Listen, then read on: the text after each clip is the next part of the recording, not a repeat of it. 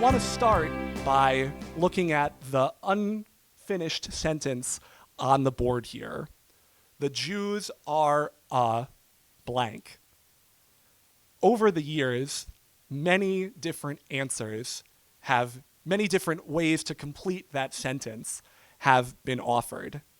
I think probably the most likely one that you would hear is something like, the Jews are a religion.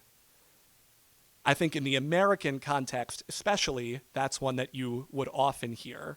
The Jews are a religion. Thinking of Judaism as a religion, I think, implies certain behaviors and actions, like going to synagogue every week on Shabbat or every day if you are davening 3 times a day, keeping kosher, lighting Shabbat candles. Actions like that are implied when Judaism is thought of as a religion. But since the rise of modernity, and given the Jews' differing political status in many, many different parts of the world, people have offered a number of other ways to finish that sentence. Especially in our post-1948 world, we've often heard the Jews are a nation as the way to complete that sentence. And thinking about Jews as a nation, I think, comes with a very different set of responsibilities and actions than thinking of the Jews as a religion. An example for thinking of Jews as a nation might be learning Hebrew as a common language. Certainly the nationalist movements of Europe in the 19th century used a shared language as an organizing principle and a way to build national identity. You might also think of Jews as a nation, meaning to support the Jewish nation that we have now, to support Israel and to work towards Israel's strength as a Jewish nation. Another one might be defending the political rights of Jews who live in different countries around the world. That's another way to apply, to come up with an action relevant to thinking of Jews as a nation. And finally, celebrating Jewish national festivals. That might be a little bit more relevant to biblical times, but even the contemporary Israeli holidays that have existed only in the past 70 years or so are ways to, in a concrete action, express the idea that the Jews are a nation. Another way of thinking about Jews would be to say that the Jews are a culture, or what might be more accurate would be to say the Jews are a whole bunch of different cultures. I think it's very difficult to put down just what exactly Jewish culture is, because there are so many different ways that Jews create culture in various parts of the world over time and in our communities. But I think in an American context, when we talk about Judaism as a culture, we often think about things like eating bagels and lox, knishes, blintzes, Jewish food being an essential part of that. We think about Jewish art that's been created in a United States context. So Seinfeld is the thing that comes to mind, particularly for a Jewish New York milieu. So those are some of the things that are included when Judaism is thought of as a culture. But the one that I think, the way to complete that sentence that I think best encompasses all of the different facets of what it means to be Jewish, or what the Jews are, is as an am, which is the Hebrew word for people, or sometimes translated nation. In this context, we'll translate it as people. I think thinking of the Jews as a people is a way to include all of those different diverse conceptions for how Jewish people are. It certainly says that Judaism is more than just a religion. It can mean that Judaism is still a religion, but also includes some of the elements of Judaism as nation, Judaism as culture, certainly Judaism as civilization, which I'll be talking more about in another session I'm running later in the conference. But I think Judaism as people is a really powerful idea, and one that we're going to spend a little bit more time together exploring. So before moving on to the next section, I want to talk a little bit about the Center for Jewish Peoplehood Education. This is the organization that I work for. It's a relatively new organization started within the last decade, mostly based out of Israel, but they're beginning to expand their reach to the United States. The Center for Jewish Peoplehood Education does a number of things. First, every 6 months or so, they publish a collection of essays called the Peoplehood Papers. And every collection is around a specific topic that works to sort of tease out what Jewish peoplehood might mean and how to apply the teachings or ideas of Jewish peoplehood practically in an educational setting. So I know the most recent edition of the Peoplehood Papers was about a Jewish environmental conscience, and the one that's coming out next is going to be about engaging millennials with the ideas of Jewish peoplehood. And they're working on collecting essays from a number of different people on that topic. So publishing those papers and collecting essays and moving kind of the thinking behind Jewish peoplehood forward is one of the key activities of the Center for Jewish Peoplehood Education. But the larger piece is their creation of a peoplehood education toolkit for Jewish educators to use around the country. Many different people have offered different ways of thinking about how to make a curriculum in an educational setting.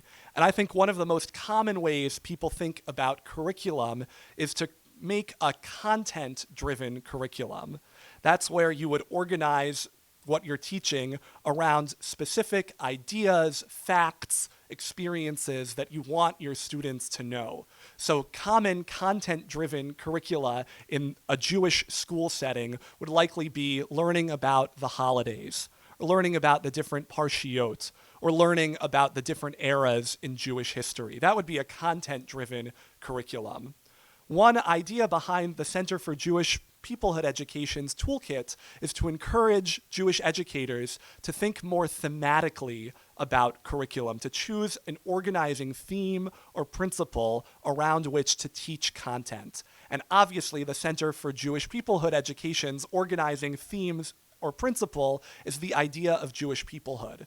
That isn't mean to suggest that all content that's traditionally taught in schools, in Jewish schools, gets thrown away, but rather that the ideas, lessons, facts are taught through this lens, this organizing principle of Jewish peoplehood. So to give an example that we're working on right now in anticipation of Pesach coming up at the end of April is to think about Passover not just in terms of what are its origins in the Tanakh, what are the laid out rituals in our community for what to do, but to think about how Pesach, how Passover has worked for different Jewish people across time and across space, to learn about how different Jewish communities celebrate the holiday, and possibly to even make an argument that the holiday of Pesach is in some ways the key expression of Jewish peoplehood, because it is about that shared experience that all of us had together coming out of Egypt from slavery to freedom. So that's just one example of ways to change thinking from a content-driven way to a more thematic-driven way. And there are many, many different resources in this toolkit available for free for Jewish educators to use as part of their practice. The way that those tools are organized are around 6 themes of Jewish peoplehood, which we're going to talk about today.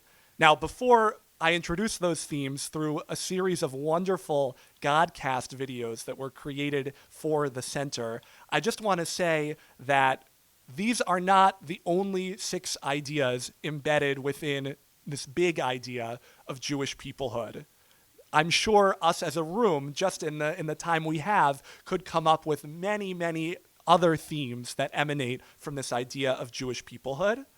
I also think that you'll see some of these themes overlap with one another. So when we talk about collective belonging and mutual responsibility, they're not totally separate ideas. When we talk about particularism versus universalism and mutual responsibility. Again, not totally separate ideas. I hope when we're going through the 6 themes, we understand that this is more of an organizing principle rather than a set in stone. This is what Jewish peoplehood is, and it can't be anything else. So that's just the caveat that I want to give before introducing these 6 themes. These 6 themes were developed by the Center for Jewish Peoplehood Education, and about a year ago, the center partnered with Godcast. I'm not sure if people in this room know what Godcast is, but it's a wonderful new organization based in San Francisco that makes what I think to be engaging, fun, relevant, inclusive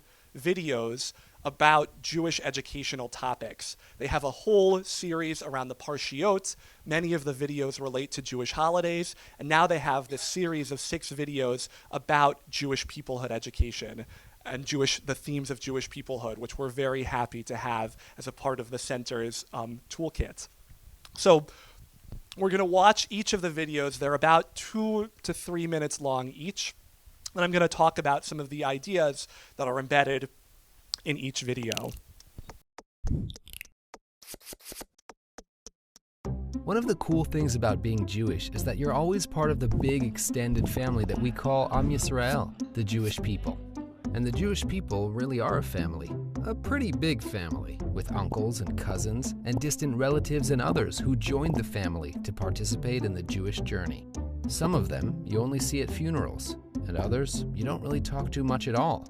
They are all family. And that means that part of our obligation as Jews is to be supportive of each other, in sad times and in good times, and to welcome warmly all those wishing to join the family. There's even a tradition that if you're having a brit milah, a circumcision, for your son, every Jew is automatically invited. Better buy enough locks. It all started way back when, with Abraham and his own small family. But when God made a covenant with him, he realized that the future of his descendants would be very different. They would be as numerous as the sands or the stars, with a destiny to bring powerful values to the world and make it a better place. Here's how Rabbi Joseph Soloveitchik, one of the 20th century's most important Jewish thinkers, put it. Jews are part of a dual covenant, or contract. The covenant of fate, which binds us all together through a shared history, and the covenant of destiny, which connects us through a shared purpose in the future. Whatever you do Jewishly, celebrating holidays or praying or building community or making the world a better place, we do it together, as part of a collective. It is our trademark and source of strength.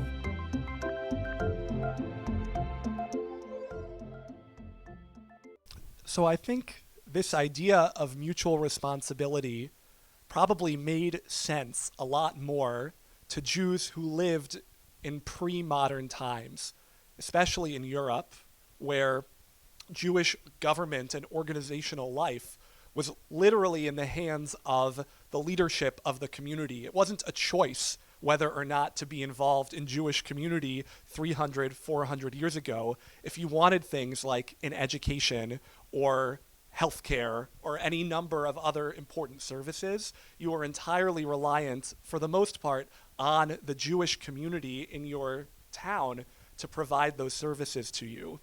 And certainly since the Enlightenment, that situation has changed. And on the one hand, that has been one of the greatest things to happen to the Jewish people, acceptance in the nations where they lived, and belonging and citizenship. But one thing that kind of got lost in that history for some people was the sense of mutual responsibility, because that obligation was no longer imposed by the leadership of the community. To belong and to want to be a part of a Jewish community since the Enlightenment and since emancipation has become a voluntary choice for Jews. So I think one of the honest challenges of peoplehood education is to think about ways to help people feel like they have a shared fate and a shared destiny in a world filled with so much choice, and in a world where the opportunities and communities that Jews can be a part of aren't limited by law or force.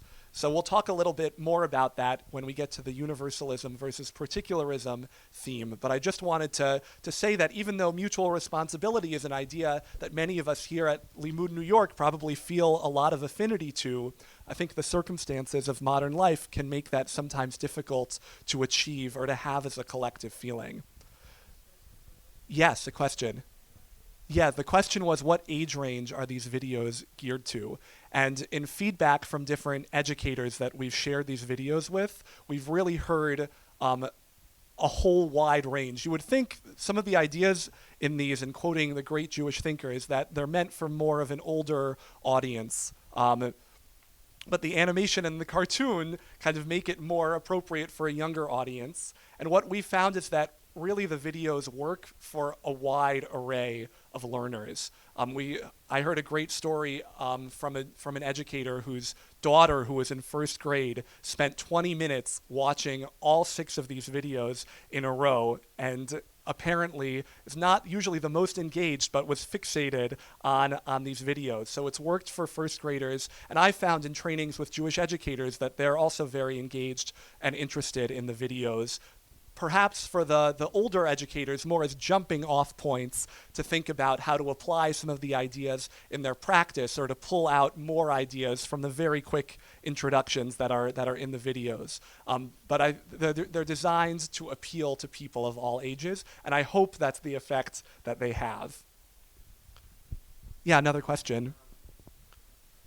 Right, so the question, to repeat, is about buy-in on some of these ideas. At Limmud New York, where everybody is choosing to spend 3 days in a holistic Jewish learning environment, sharing some of these themes or ideas is like preaching to the choir.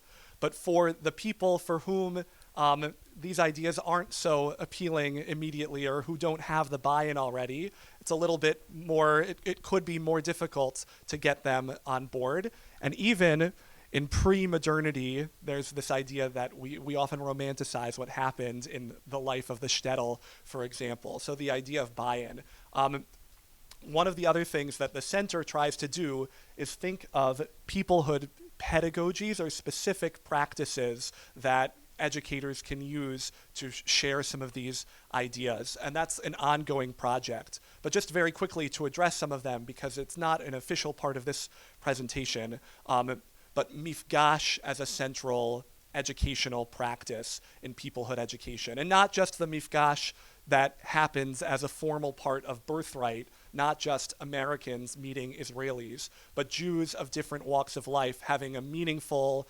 serious encounter with each other that's more than just like a webinar once a year, more than just 5 days on a bus where you don't actually feel any more than a superficial connection. So one of the projects of the center is to really tease out that idea of mifgash as pedagogy, and to see what directions that might take to help people connect for whom these ideas aren't sort of embedded or automatic already. But that's a real challenge, and continuing to expand the tools in educators' repertoires to help students feel a connection to these ideas is important. And also, just it is presumptuous, I think, for any educator to think that there's some magic bullet tool that's going to work for every learner, no matter what subject you're teaching. So I think Jewish educators have kind of that extra, in many ways, feel like an extra burden of history or obligation to keep the Jewish people going in that sense of continuity,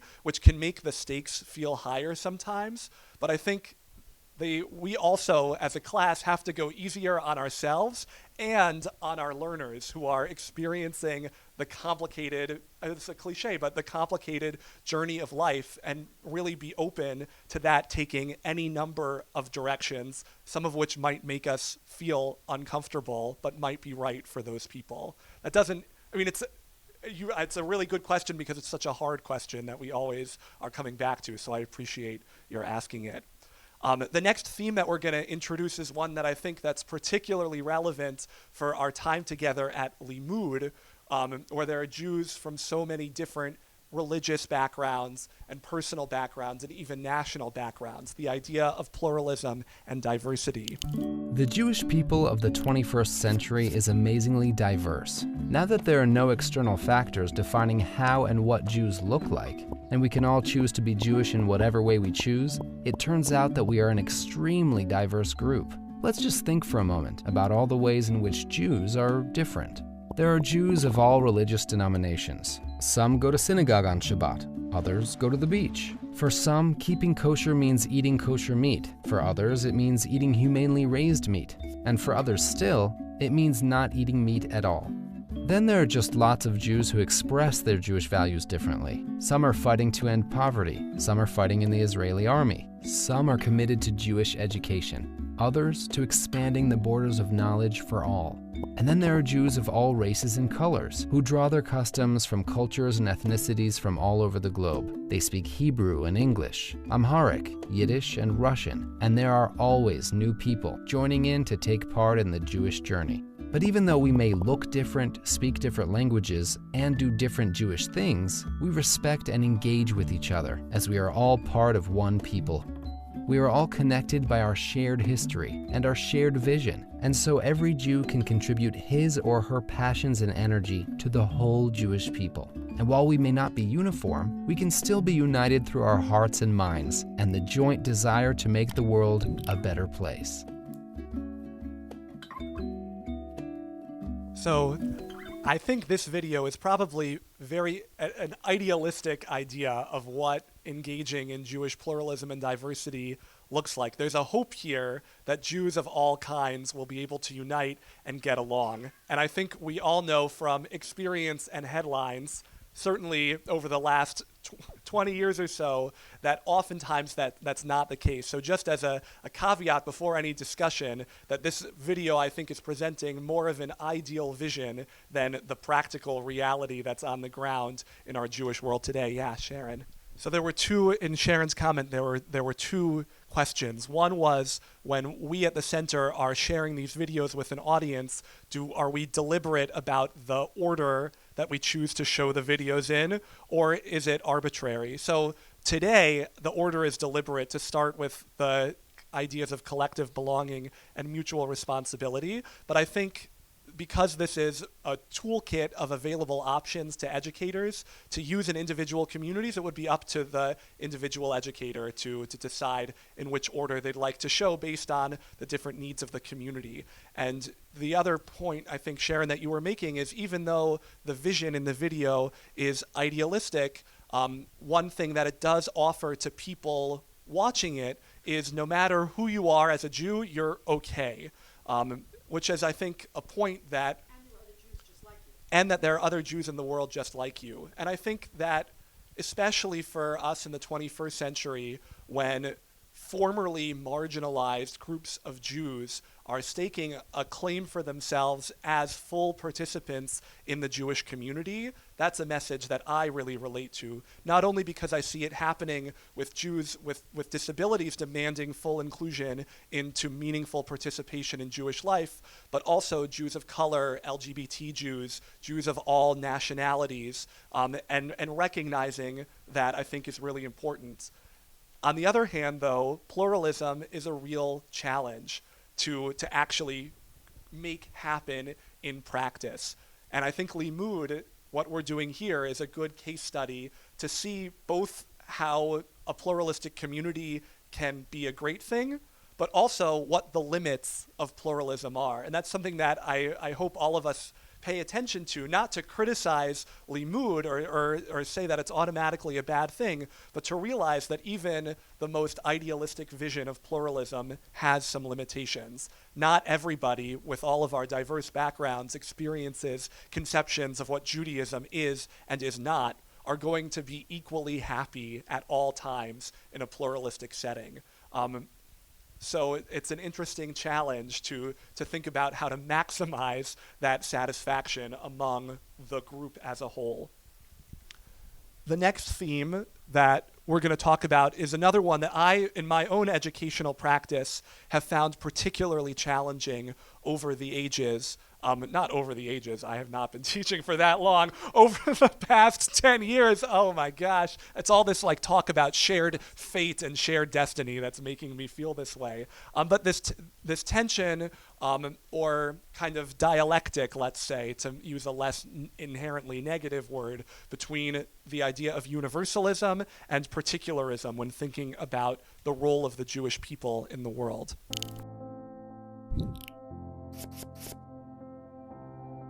Life in the 21st century can get pretty complicated. There are so many important issues in the world, and so much to do, close to home and far away. So what's a Jew to do? Well, one core Jewish teaching gives a clear answer. Focus on those closest to home, starting with other Jews, like you, people you know and those in your community, and then move outwards from there.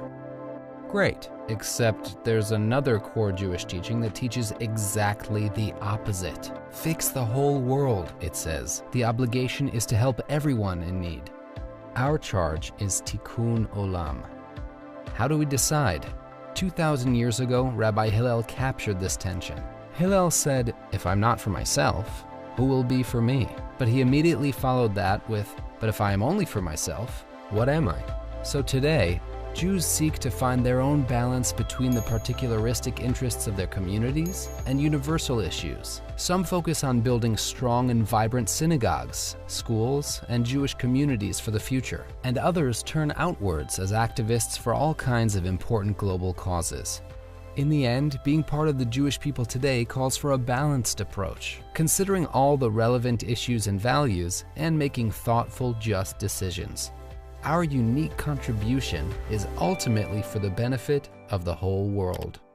So again, in this video, another idealistic way of thinking about this tension or dialectic, and I think the solution presented in the video is that there isn't really a tension at all. If you work on building the Jewish collective, then the impact on the whole world will be much greater. But I found that in my educational practice, that idea is not as simple as it's laid out in the video.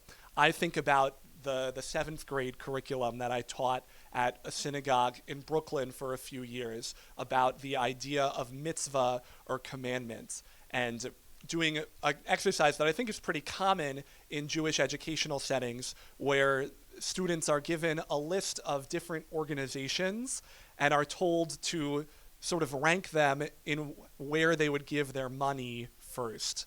And what I would often find with these modern 21st century kids is that the specifically Jewish charities and tzedakah opportunities would often be at the bottom of the list. That sense of mutual responsibility towards Jews, that is one of the ideas laid in this video, seems to be much less of an important value than the universal tikkun olam value that's also in here. So one kind of takeaway from that is to really emphasize that tikkun olam, repairing the entire world, is an essential part of the Jewish tradition and is legitimated in serious Jewish text.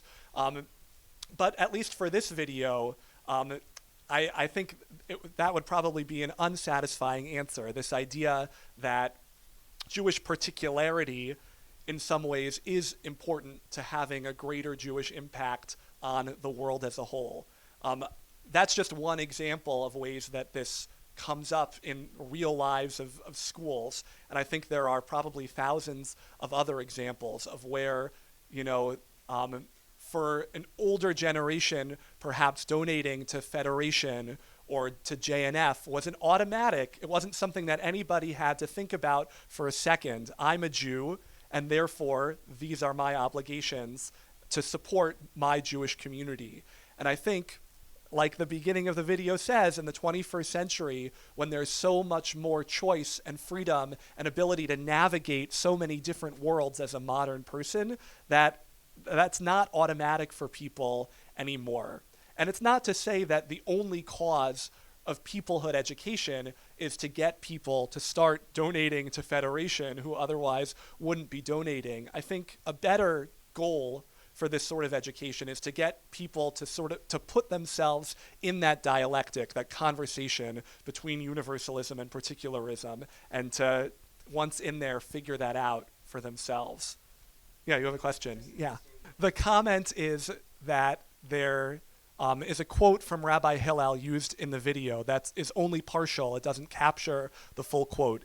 It only has the first two parts. If I am not for myself, who is for me? And if I am only for myself, what am I? But leaves out the third part of that quote, Imlo achshav ematai, if not now, then when, which has this idea of immediacy, and that can often affect where we lie on this universalism, particularism spectrum. The example being that if there's someone who needs money now on the street, that sense of immediacy might encourage us to make that decision about where to give in the moment, and that when we're thinking about covenantal responsibilities, there's a sense of needing to do it now. So what's more urgent at any given time might affect where we lie on that spectrum. I think is the comment and a suggestion to maybe include that missing piece from Hillel in the next iteration of these resources. Thank you. All right, the next theme is perhaps less of a theme. This is the only one that I think is less of a theme and more of a specific piece of content, which is, I can't even say the idea of Israel, but the reality of the state, the modern state of Israel, as a topic to consider when thinking about Jewish peoplehood education.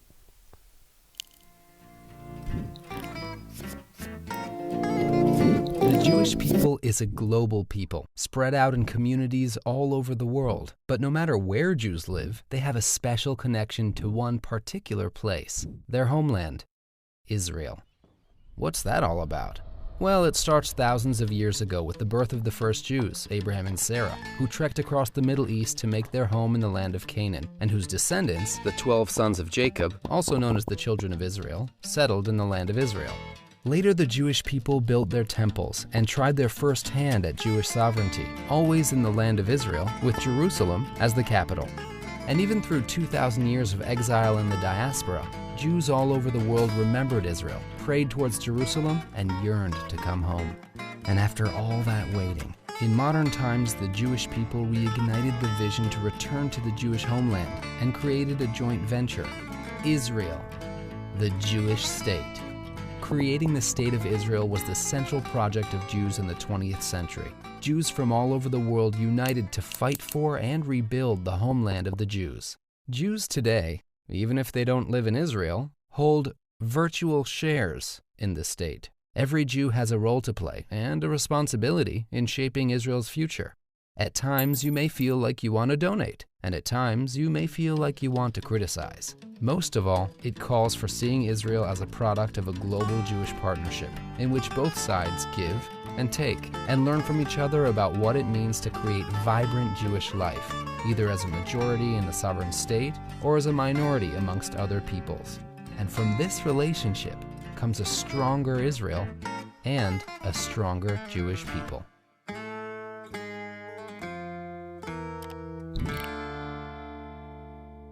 So this, I guess, less of a theme and more of a piece of content, I think is driven for a number of reasons, one of which is that the key people behind the Center for Jewish Peoplehood Education are based in Israel. But when I think of Israel and the intersection of Israel and peoplehood education, the way that I like to think of it personally is that if Jewish peoplehood cares about Jewish people, we have to keep track of where Jewish people are. And an increasing majority of the Jewish population, not a majority yet, but an increasing proportion of the global Jewish population is living in Israel. I think the latest statistics are that around 45% or so live in the United States, 45% or so live in Israel, and 10% of global Jewry lives elsewhere. There's another statistic. I think the distribution of Jews in the world, something like more than half of the Jews in the world live in just 10 metropolitan areas around the world. I think 5 or so are in the United States, 4 are in Israel, and only 1 is somewhere else. Does anyone have sorry? Yeah, Paris is the only non-American or Israeli metropolitan area that's in the top 10 of where Jews live today. So for me, the importance of Israel and peoplehood can certainly take on a political flavor as the Jewish state, as the government, that the only Jewish government in the world. But I think it can also be important for people for whom that idea might be a little bit more problematic to think of the intersection of Israel and peoplehood in a more basic way. Almost a majority, and what will soon be a majority of the world's Jews live there. And that's a reason why I think it's an essential part of Jewish peoplehood education. For people for whom the political idea is more automatic, that's, I think, an obvious go-to as well.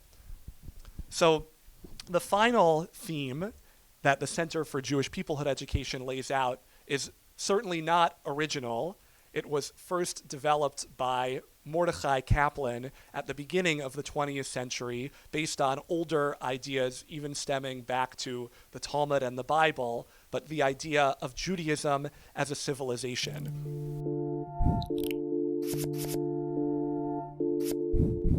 When we think about what it means to be Jewish, it can get a bit confusing.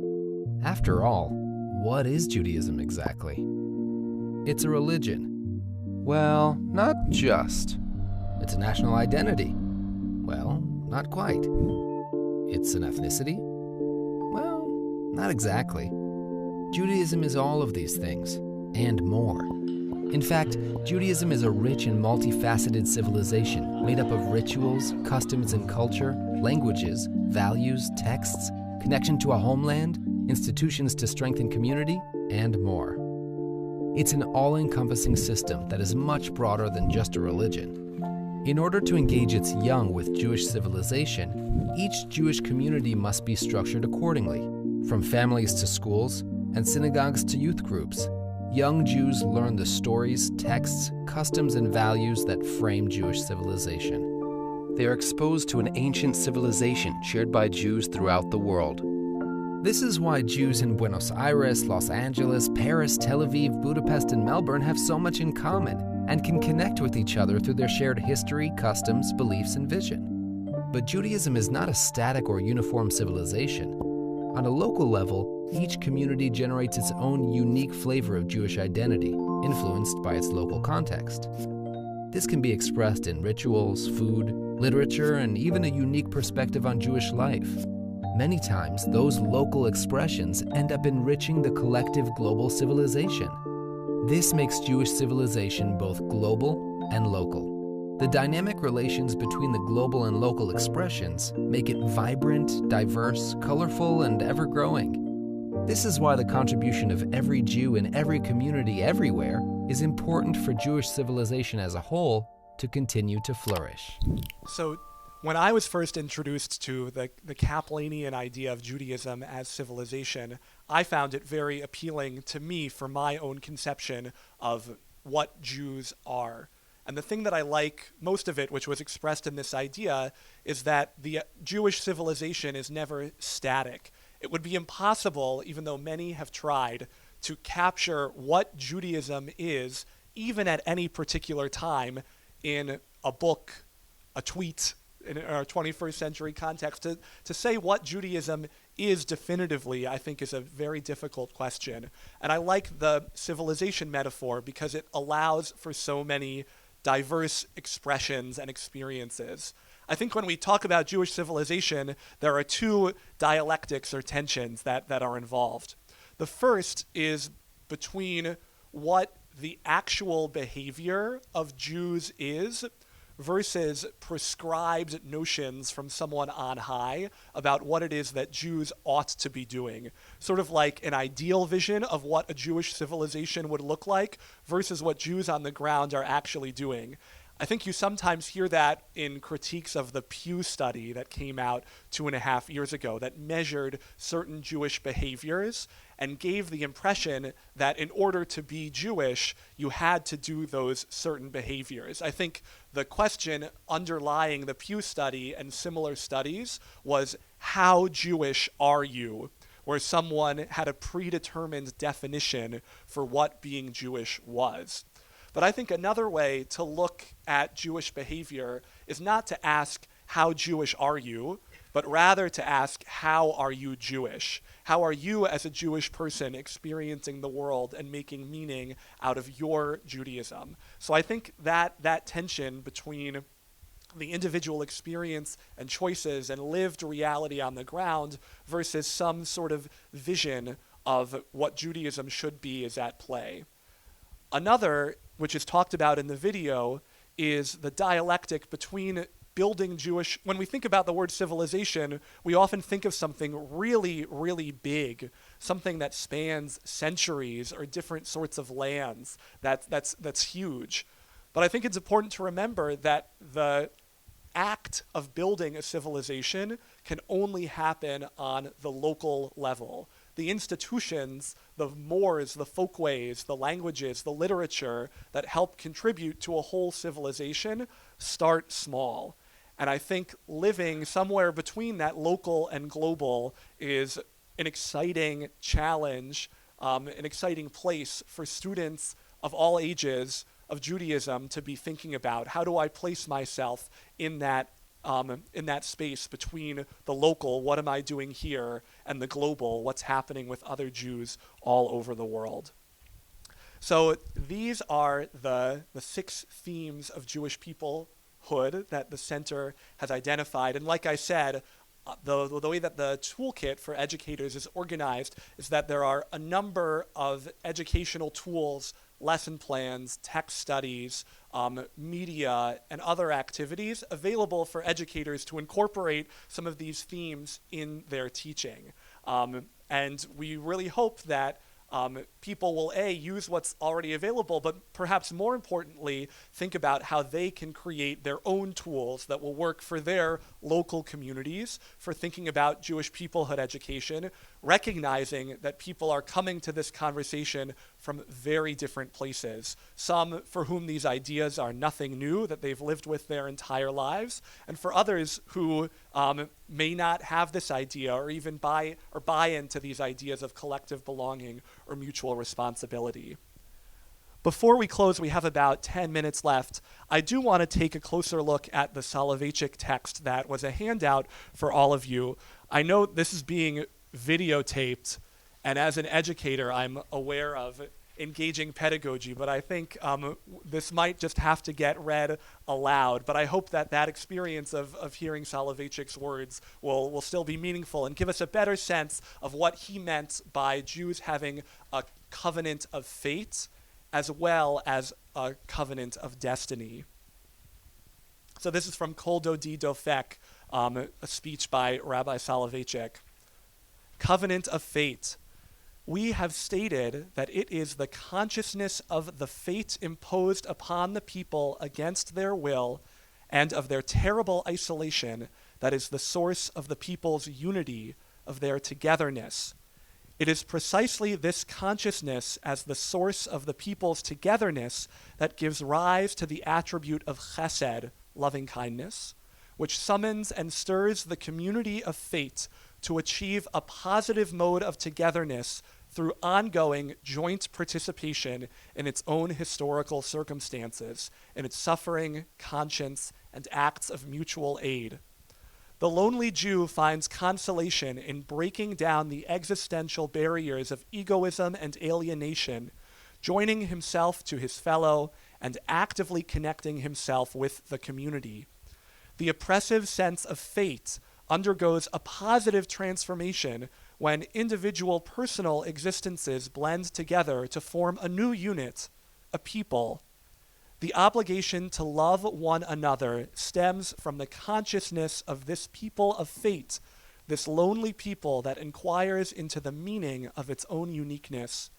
It is this obligation of love that stands at the very heart of the covenant made in Egypt. So to summarize Rav Soloveitchik's idea of the covenant of fate, the sense of Judaism as a people comes from shared pain and alienation that Jews have faced throughout their history, starting as slaves in Egypt and continuing through much of the past 2 millennia.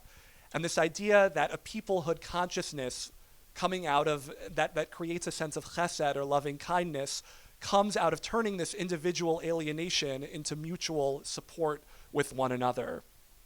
But I think it's also important to recognize that this idea, the covenant of fate, kind of leaves Jews with very little control over their own well-being in the world other than to come together as a collective. And for many years, historical circumstances made that very difficult to think of controlling destiny. But Soloveitchik will go on to say, and we'll read this part just now, that modernity, new options, and new freedoms in the 19th and 20th century have made a covenant of destiny more of a possibility. Covenant of destiny. What is the nature of the covenant of destiny? Destiny in the life of a people, as in the life of an individual, signifies a deliberate and conscious existence that the people has chosen out of its own free will, and in which it finds the full realization of its historical being. The people is embedded in its destiny as a result of its longing for a refined, substantive, and purposeful existence. Destiny is the flowing spring of the people's unique exaltation. It is the unceasing stream of supernal influence that will never dry as long as the people charts its path in accordance with the divine law. A life of destiny is a life with direction. It is the fruit of cognitive readiness and free choice. So this quote from Soloveitchik is clearly being directed towards a modern Orthodox observant audience. You can tell based on the references to observing halakha. But I think the idea of having a shared destiny, of having this shared sense of opportunity and choice to work together to create a future in whatever vision we're hoping to achieve as a Jewish collective is an exciting possibility that the 20th and 21st century has offered the Jewish people, and is perhaps a grounding for creating a sense of collective belonging and mutual responsibility in modernity. Again, an idealistic vision, but I think using these texts to kind of inform and help sort of clarify what that vision might be is a useful tool that educators might want to use in their practice with students. Yeah. Right. So Bill is saying that the covenant of destiny may imply working towards a shared destiny through following and embracing halakha as a source of direction and organization in our lives. And the way that the center has utilized this quote is to think about it more in the open-ended way of shared destiny coming from a number of different sort of impulses rather than just simply observation of halakha. That may not be in Rav Soloveitchik's original intentions, but I think that the text can work for a number of different audiences in spite of the original intended audience. So before we conclude our time together, I want to give everybody in here a challenge or an assignment over the coming weekend. I'm not going to be checking on you, so don't feel too much pressure. But this weekend at Limmud, New York, is an opportunity, I think, to experience Jewish civilization. So what I would encourage all of you to do is, while you yourselves experience Jewish learning together in this space, to also put on your anthropologist caps and become not only participants, but also observers of the Jewish culture or cultures that are being created in this space. What are Jews doing? What are the structures to keep this community working together? What are some of the unspoken rules, the folkways of people who are at Limmud, New York? What's the food like? Are people doing Judaism as a religion, Judaism as a learning opportunity? How, in other words, are Jews being Jewish here? And how are the people here creating, or not, a sense of Jewish peoplehood? So thank you so much. I really appreciate your being here, and really excited to have kicked off the conference in this way and to keep the great learning happening throughout the rest of the weekend. Thank you.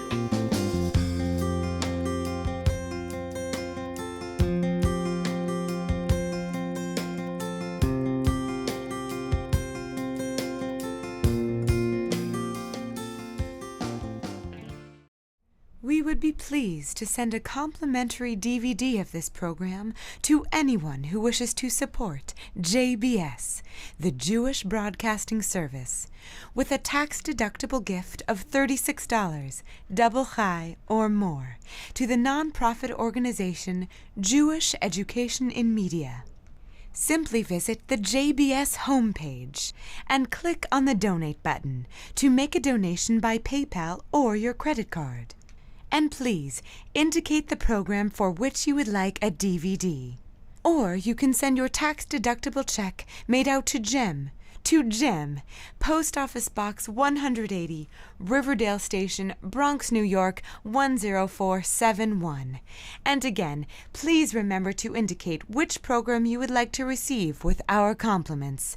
And we thank you for your kind support.